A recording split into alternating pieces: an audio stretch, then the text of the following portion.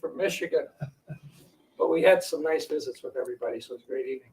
One thing I did learn, though, was apparently our former U.S. Senator had a propensity to try to trick motels. We heard more than one story of how he had his Newfoundland dog with him and would go to check into a motel and hadn't checked whether he could bring the dog into the motel. So apparently what he would do was pull a water gate. He'd go out through a side door and block it open and bring the dog in upstairs and then pull it out. I'm sure he learned that because of the Watergate incident. But anyway, it was a good evening. Other than that, I think I'll have to go get him too. It's not going that way. We got somebody from the Bings campaign to update you a little bit. Is he going to come in? Jake? Yeah. I don't know if we have her updated. Well, she could. Yes, that's his other assistant. I have an announcement to make. Why don't you do that while we're waiting? District 10 Democrats tomorrow, we're having a meet and greet at Cherry Rock Park for our legislative candidates. It's incumbent Aaron Healy, who was the incumbent in District 14, and since we've redistricted, we have a little bit different territory now. Liz Larson for Senate, and Cameron Nelson is our other House candidate. 10 to 12 tomorrow, Cherry Rock Park. Everybody's invited, even if you're not in District 10, you want to meet some stellar candidates, come on over. Okay. And we have a representative from the Brian Bings campaign. And I'll tell you how Brian is doing. I was sitting with a lady from Maryland last evening, and she said, "Who's Brian Bings?" And I said, "He's the tallest guy in the room over there." And I was giving her a little background on him. And as I'm doing it, she's writing a check, and I think, "Oh, goody." And then I look at the check, and it was for Brian Bings. So I did give that to him. I want to testify to that. But we've got a little bit of an update on how things are going for him. So, I think a lot of y'all met me, but I'm Jake Bowman. I am Brian's political director.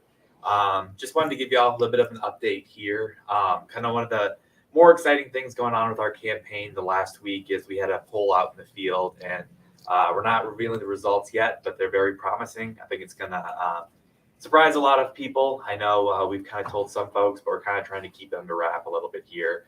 But things are definitely moving in the right direction with our campaign. This is just one of those things where the info that we got from this poll is good news.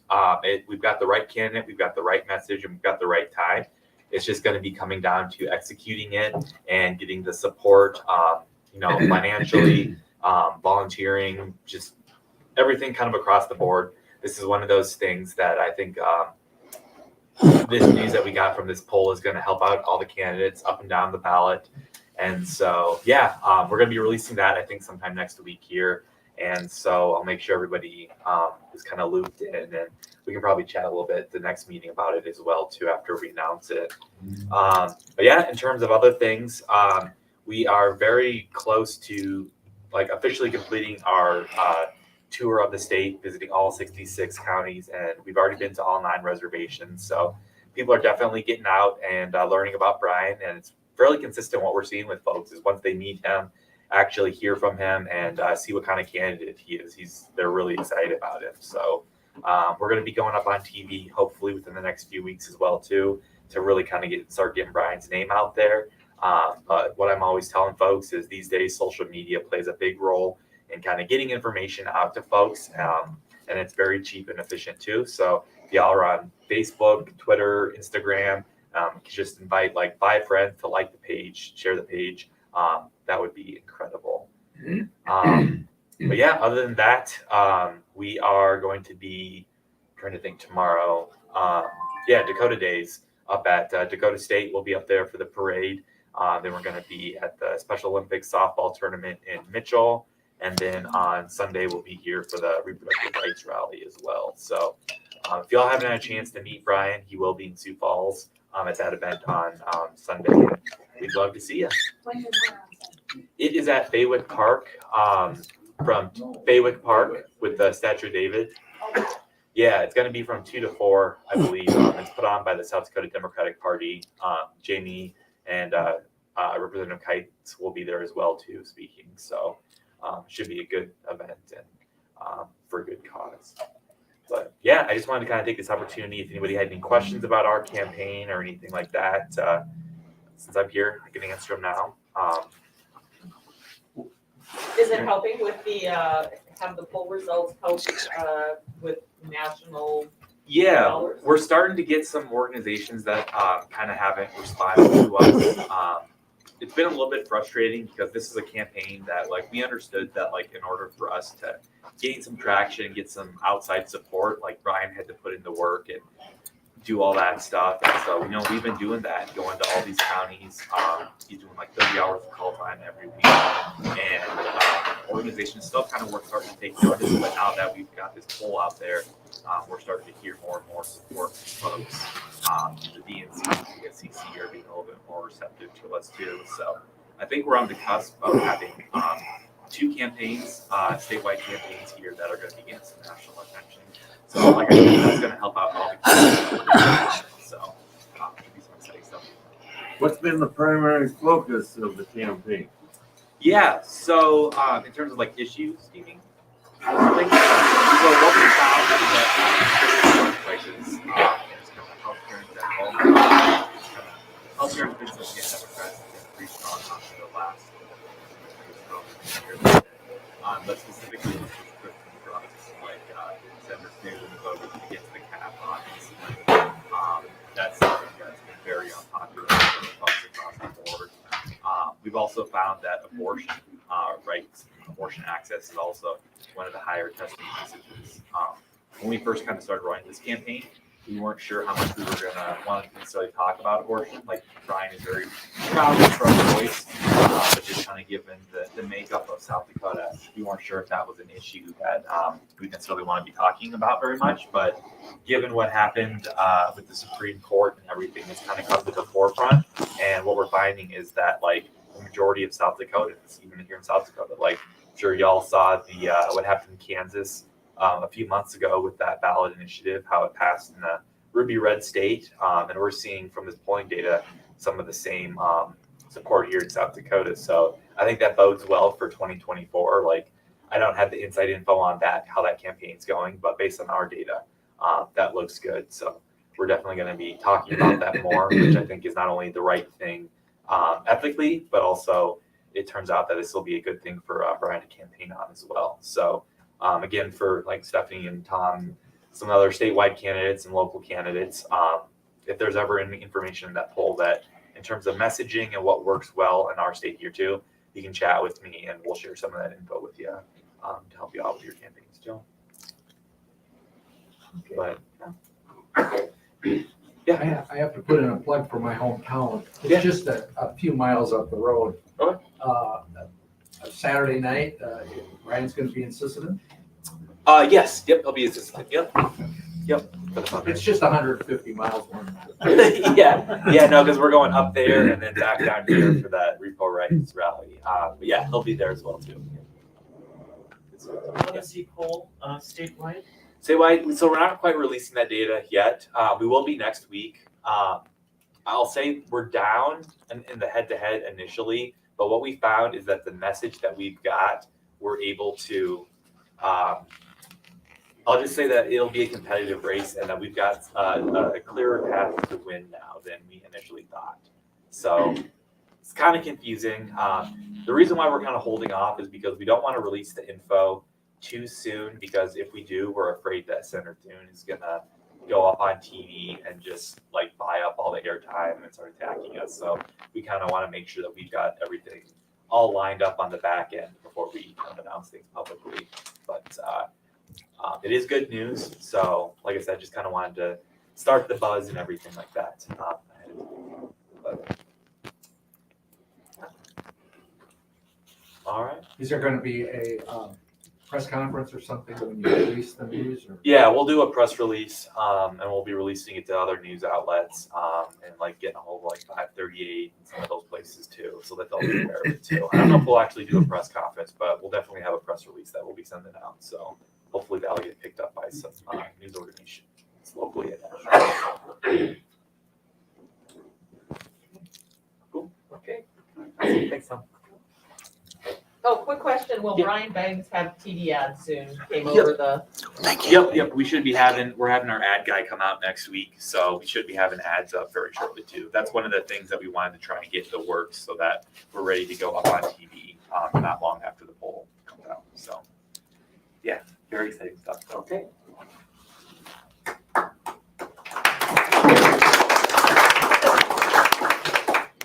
Just one little quick housekeeping thing that we mentioned last week is that the county party is going to get volunteers to staff the front office here until 6 o'clock every day and Saturday mornings. So people can stop by, pick up signs and materials and everything else. And 2 or 3 from the teachers group have covered most of our openings right now. So that's looking great. But we still need some people to work 3 to 6 on Fridays. So if any of you are interested, you can talk to me or I'll have a list out there when we leave. Yes. Maybe you could define work. Slave labor. No, we're going to It's a matter of. basically being available to hand out signs. Somebody comes in for a Jamie sign, and usually what we do is make sure they get a folder for Brian, and I usually hand them my card if I'm here, and then we just talk to them a little bit about all our other candidates. There's a big map out there that one of the big questions we always get is what district am I in, especially with redistricting, so we try to point that out. And you were here last week, you got any warnings? No, it's just very simple. People come She in, did the first stop shift that we around. had, so. That's what I want Handle to it very well. emphasize. The work really isn't that. No, if you have work, you can. Yeah, bring a book, or we are talking to the other campaigns about, if they've got some things like addressing envelopes or stuff, we may have some of those out there. But we won't tax anybody too much. Okay, we talked about statewide campaigns and the support they can get or not get, and we've got Stephanie here. Marty, she is from District 11, which is out in my area. And she has agreed to run for state auditor. And if you read what we sent out in advance, she's got some good qualifications for the job. So Stephanie, come on up.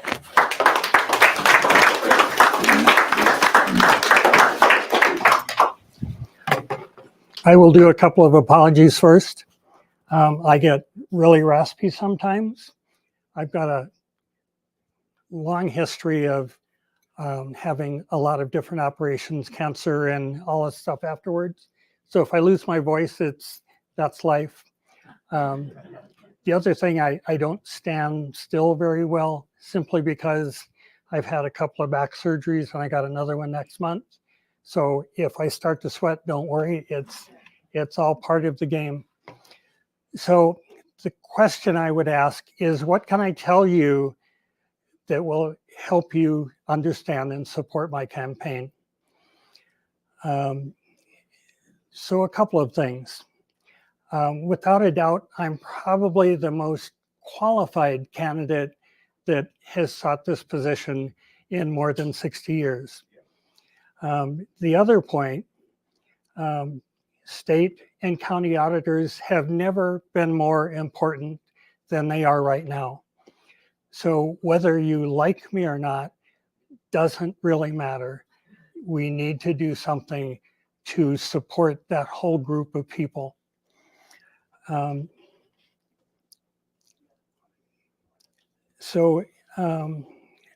me, it's a question of democracy surviving, so that it's kind of a big question. But you're probably thinking now, most qualified in more than 60 years.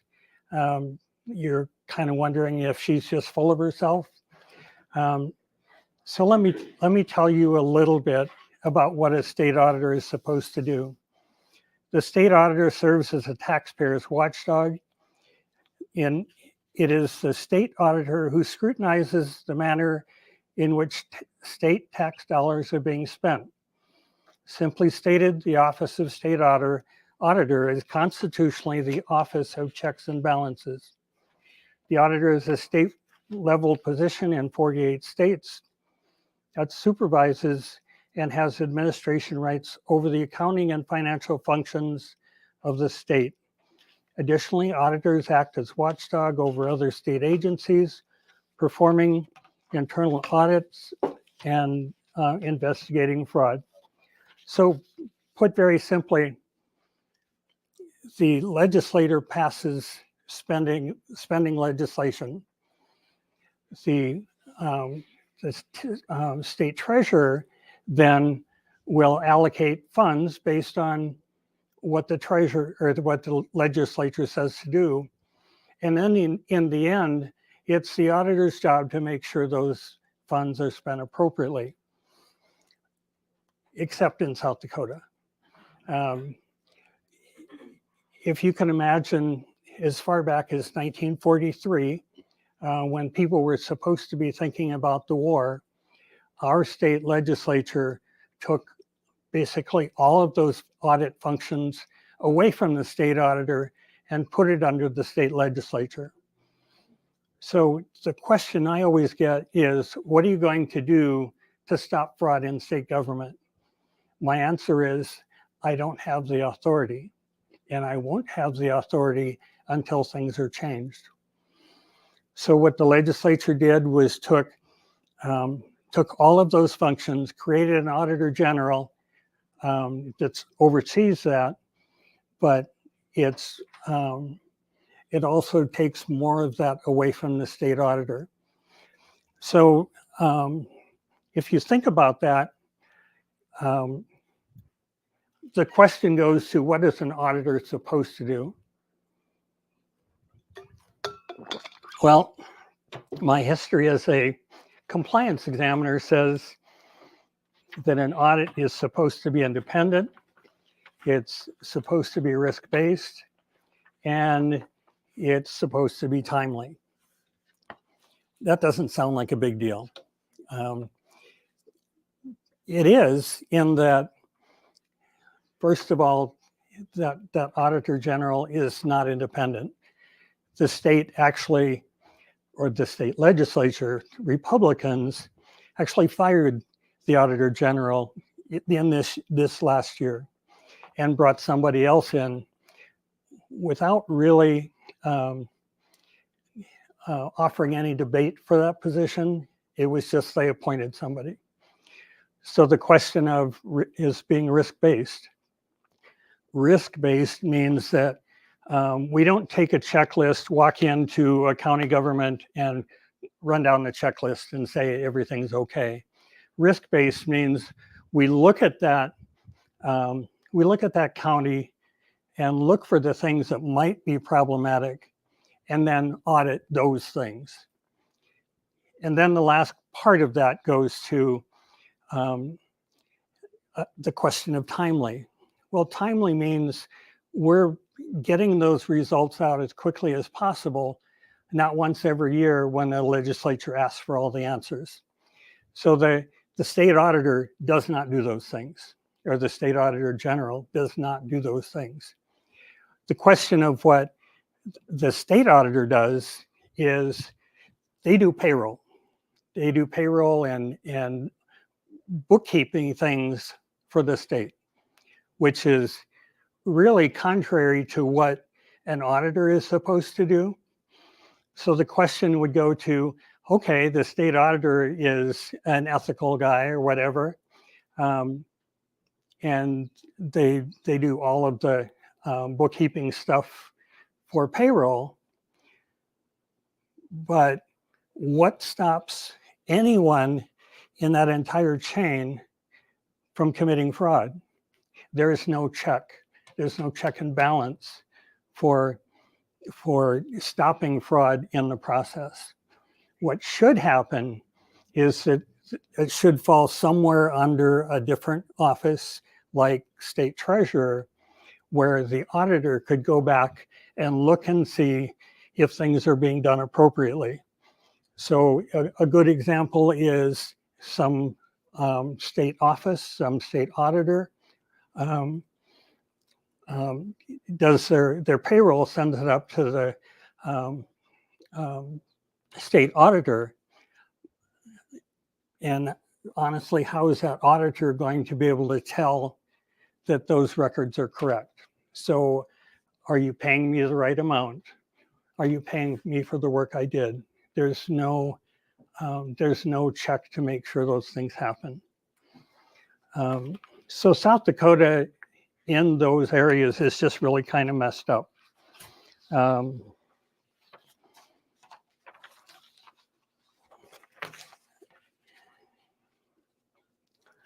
So the other half of the problem goes to when we hold elections, whose job is it to count the ballots? Whose job is it to hire poll workers, make sure they're trained appropriately, and then feed the information up to the state auditor, who would then give it to the the Secretary of State, which would in turn report them and validate those returns. If you followed, if you'd followed the news lately, especially coming out of Michigan and Wisconsin, you would see that there's some nefarious things going on, specifically training poll workers how to lose ballots. It's been reported several times in the news media where, they've been shown to trash can them as they come in if it's from the wrong party, things like that. And the question would go to, in South Dakota, we don't have problems like that. Everybody is ethical, honorable, and all those good things. However, if you look at what's happened in South Dakota with the South Dakota Freedom Caucus specifically, training to use Mike Lindell's megadata information to actually prove that there was fraud in an election. They're doing that before the election. Can't imagine they can prove anything before, but that's what they're doing. So the problem goes directly to South Dakota as well. So it's not just a question of supporting the state candidates. It's a question of ground up promoting and voting for those county level candidates that should be doing the right thing. And you could say, well, that's not going to do any good for 2022. Clearly it's not. But the next presidential election, when we know those problems are going to occur, we can set up actually in this election cycle to stop those problems from occurring.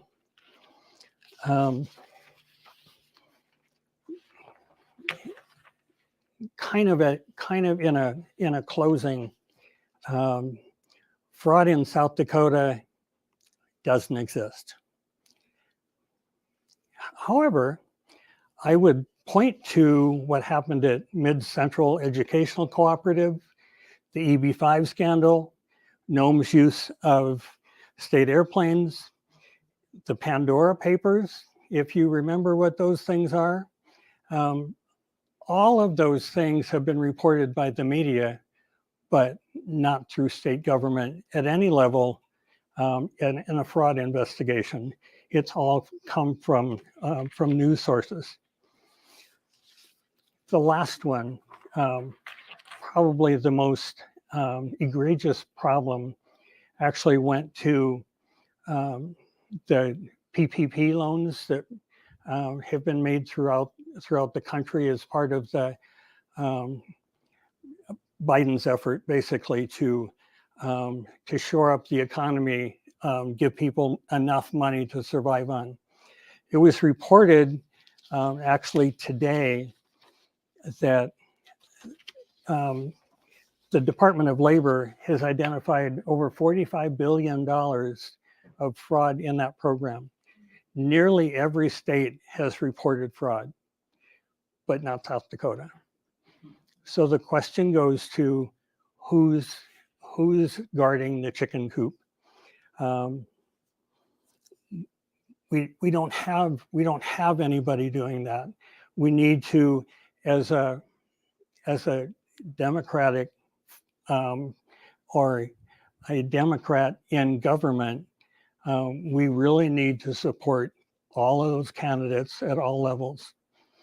So that's, I guess that's the bigger question.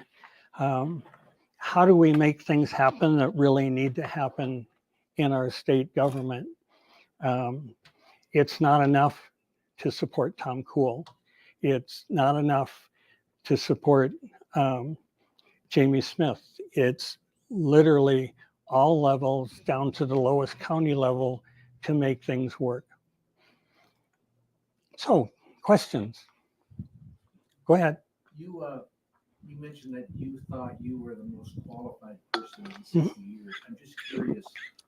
Many of us don't know your background, your credentials. That's okay. So in the last 20, well, before I retired, 20-ish years with the FDIC, I examined banks, literally banks across the country. And if you can imagine, from Seattle all the way down the coast to San Diego, when we were doing payroll lending as a state, banks all the way from Texas, all the way up through Virginia, their main offices in Ohio, and I've literally done banks in almost every state except for most of the mountain states. I did Montana, but I didn't do Idaho and some of those going down.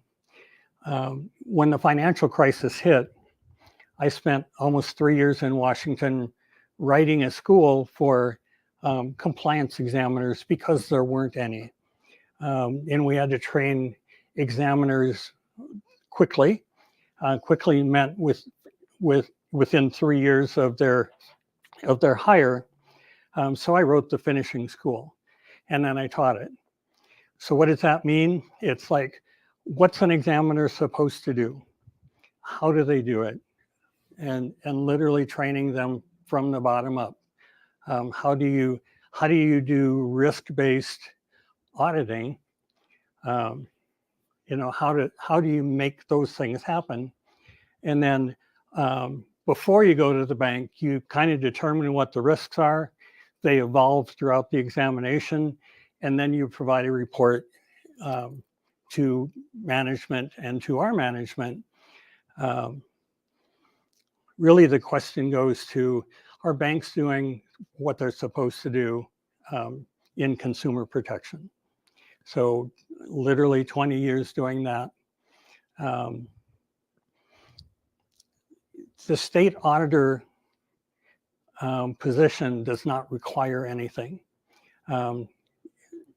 Christine Ohm, with her high school degree, could have run for auditor, and no one could have stopped her. I can say I retired a couple of years ago, but before that, I spent time in the Air Force and taught school and rode a school when I was in the Air Force.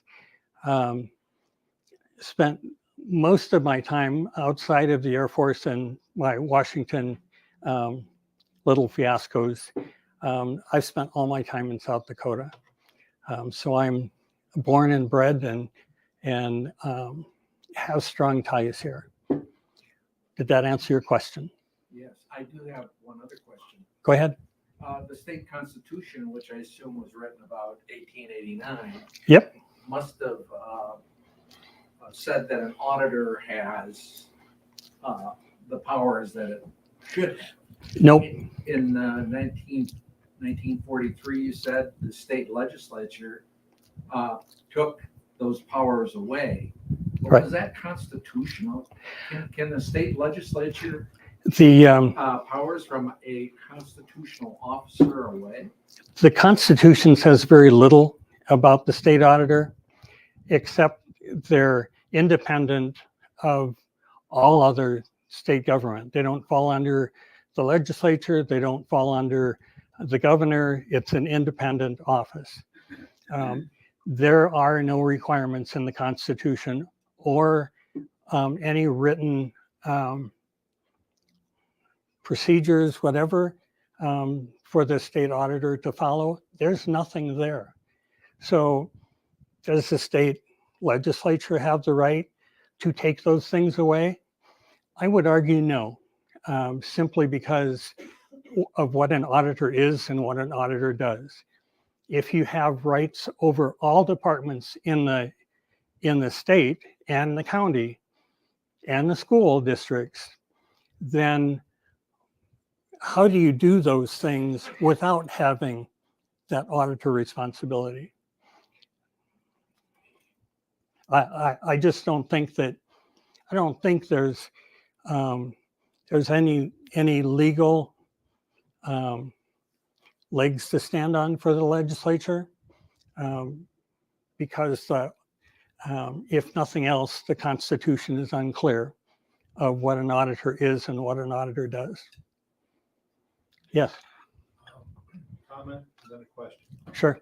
Minnesota perspective. The auditor in Minnesota has authority and actually does audit school, not school districts, but cities and counties. There's a raging dispute there because every city and county has to have an audit.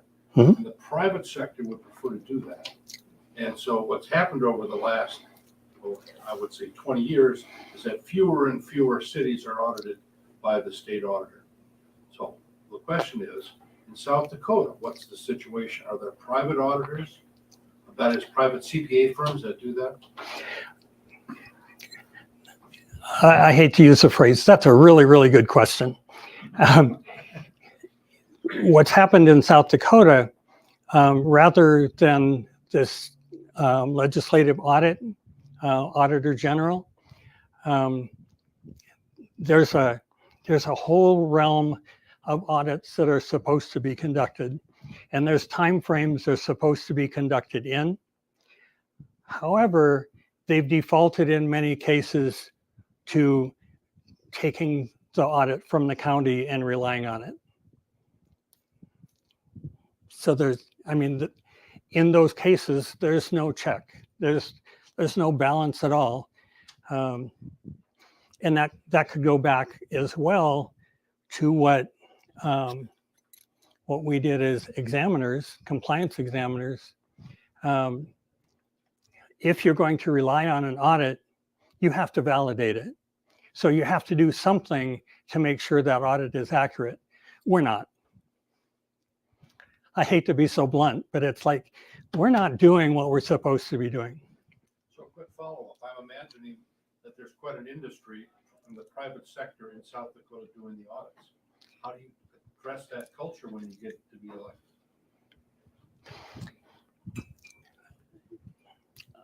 I don't think there's that big of an industry in South Dakota that does that. I think it's more a question of who in county audit or in county government can actually complete the checklist and make it past the state. So again, going back to my role as a senior compliance officer, compliance examiner, excuse me. If the bank is just running through a checklist and everything's fine, typically you can throw it out pretty quickly because never ever is everything fine.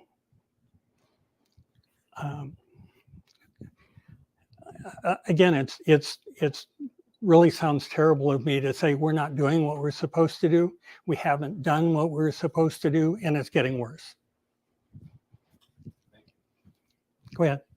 What do you suggest should be done to correct that? I think the first thing goes to defining responsibilities. And if you look at it holistically, how are we going to do that? The only way we can get there is through a governor and a legislature that understands what we're supposed to do. And I could tell you honestly, of the legislatures that I've talked to, they have no idea what an auditor does. So you start with education and you go, I'm not going to do your payroll anymore. That belongs to a different place. I mean, why should I write my payroll check? It's just a myriad of things that are wrong that you almost have to have support from the top and the bottom to make it work. Go ahead. So if elected, would you use your platform to argue and propose these changes be made and that they be codified so that we are doing what we should be doing? I think that would be my job. Very honestly, if you think of what's happened in state government over probably the last 40 years, we've been cutting state government to the point where we're cutting bone. We need people that can effectively do an audit, which means we probably have to train them how to do an audit and then follow through with how do you find the risk. So it's funny, if you read about state auditors, one of the first things you find is it's a dead-end job. It has no political follow-through history. I don't need any political follow-through history. So if I can raise hell for 4 years, please let me do it. Yeah. So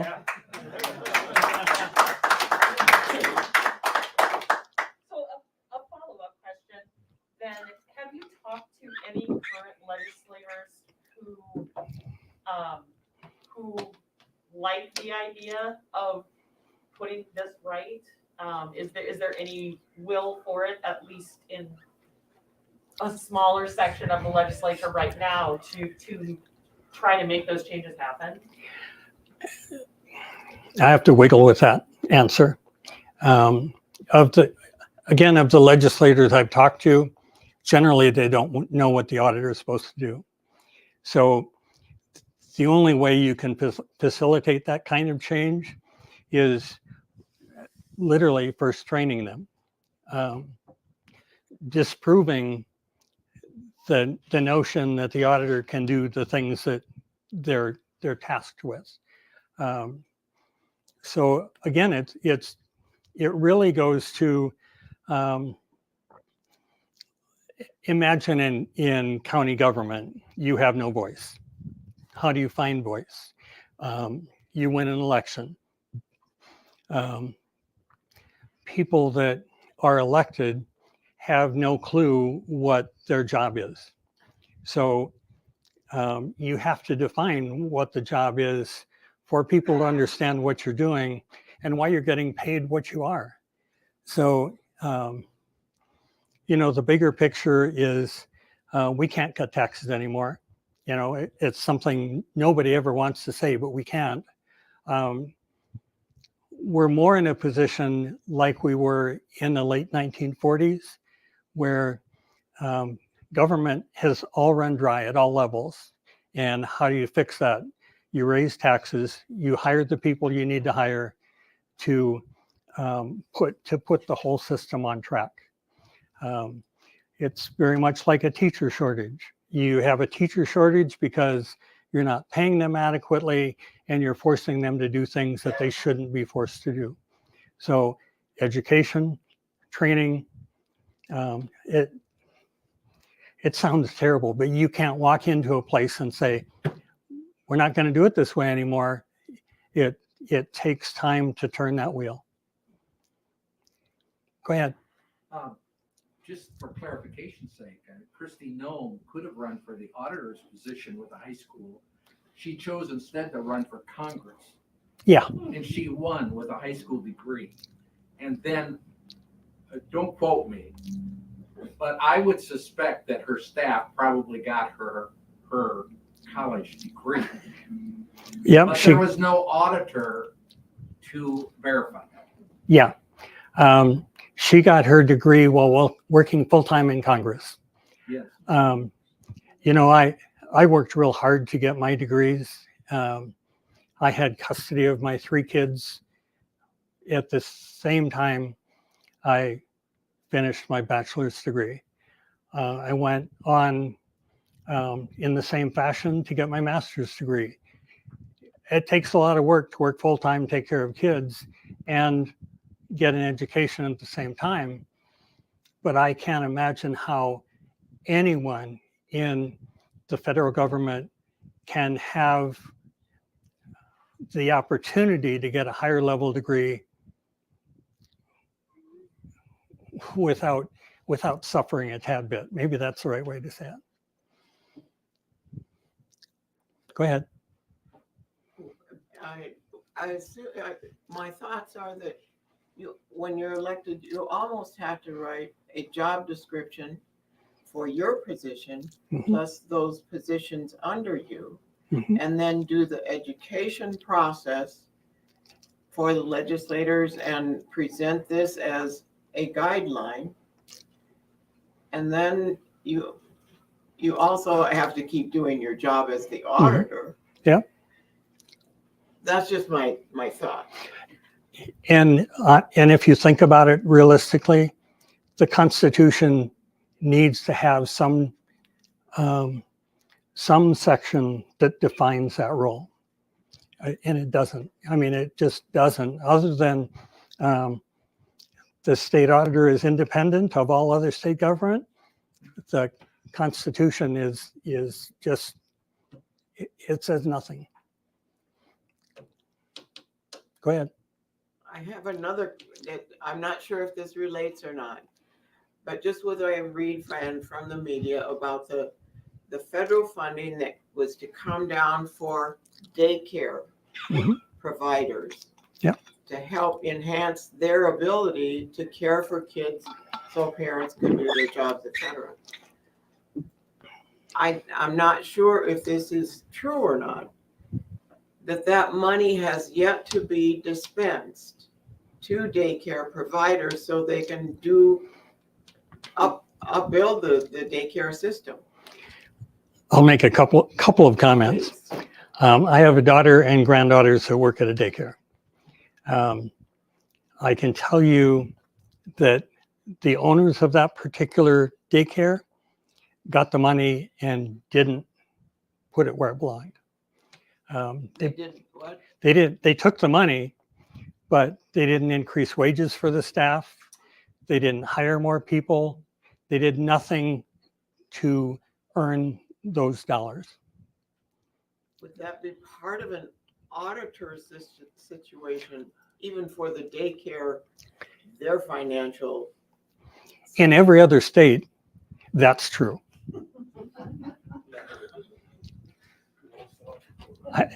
It sounds terrible, but it is. I mean, when you have that many billions of dollars that have been identified as fraud, how can we as a state say there wasn't any here? I mean, there really needs to be some check into how those funds were used and who used them. There have been a lot of stories about people taking large sums of money without any valid reason for having it in South Dakota. Can I go back to the daycare just to make this small section a little clearer? Are a lot of the daycare people not getting the owners or the business people with that money from the feds? Have most of that been distributed? And if it is, then those particular audits personal kind of audits. Mhm. But has the money been dispersed in general across the state? Not all of it. The state still has a significant amount of money just sitting. But those that have applied for PPP loans generally have gotten them. So it's a matter of the business or the daycare people not applying, Mhm. or is it Or too not much getting of a in. process? Not getting in fast enough because they had to, people had to go to banks. Banks that were allocated X number of dollars, and when their money ran out, they have no more to give. So the early PPP stuff, there was a lot of that where state and federal government officials took PPP money, but really shouldn't have had it. Go ahead. I got one. So on the PPP fraud, I've seen a link that's going around that you can literally put in the zip code and find out. You can put in your neighborhood zip code and find out who got PPP loans. It's all that information is available. So I think this fraud thing is going to happen because a lot of people have put that in there and went, whoa, my boss got $500,000 and I didn't, and nothing. Didn't get any. In the pandemic, and so there's that. You probably know about that link. You could, that you can look it up. I looked up. But I would ask the question, who is investigating fraud in South Dakota? You should. The newspapers and the television networks are the ones that are doing it, identifying it, but then who's following up? Go ahead. So is this appointed Auditor General legislatively appointed? Yes. And what are they tasked with, and are they doing anything, or do they just have to wait for the legislature to say, oh, will you look into this for us? If you follow, if you knew that there was another department that's doing auditing, if you had that information and you look to see what that person does or that group does, you would see that they're in charge for most audits. And you can dig deep enough to see they do county and all state departments and all of those kinds of things. And on the left-hand side of the page toward the bottom, there's a little link where you can report fraud.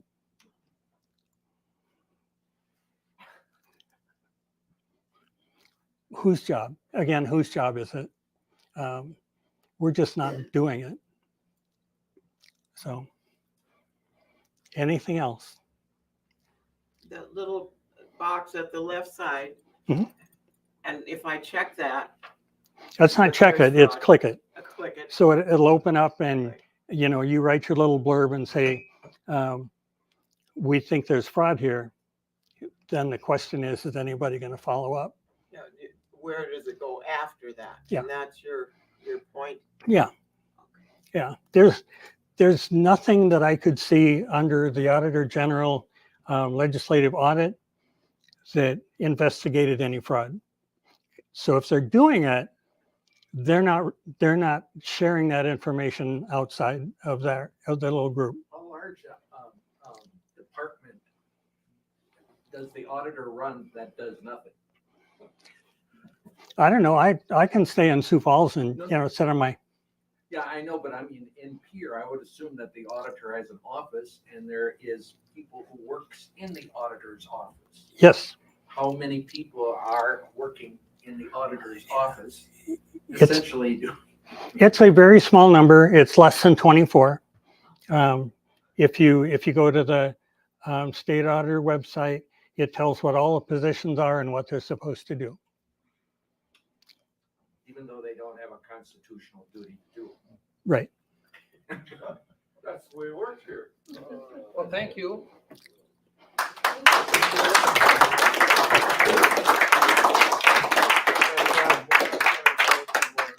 Actually, somebody asked Pope John the 23rd how many people worked in the Vatican. He said about half of them.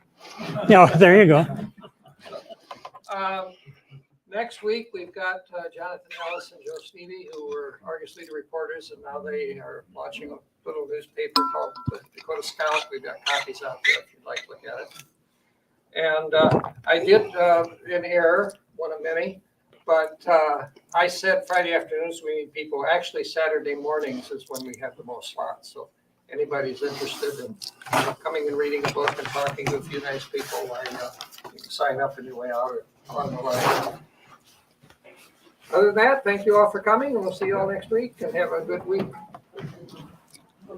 Thank you for your share. You bet. Sorry to pop the bubble. That's very good. Thank you. Thank you. Oh, yeah. I don't want to walk away with it. It was hard to stay in front of the. I think you were in there somewhere for most of the time until you stepped forward. Yeah. Then you were out of the shot. And it goes to a question of hearing in the room. Right. It's more important to hear than it is for them to hear. Yep. So, Thank you you're quite very welcome. much. I still know this when I feel like I should know You that. know more than most of the state legislators already. And the idea that they are in control of the budget, but yet, in a sense, when I'm doing my checkbook,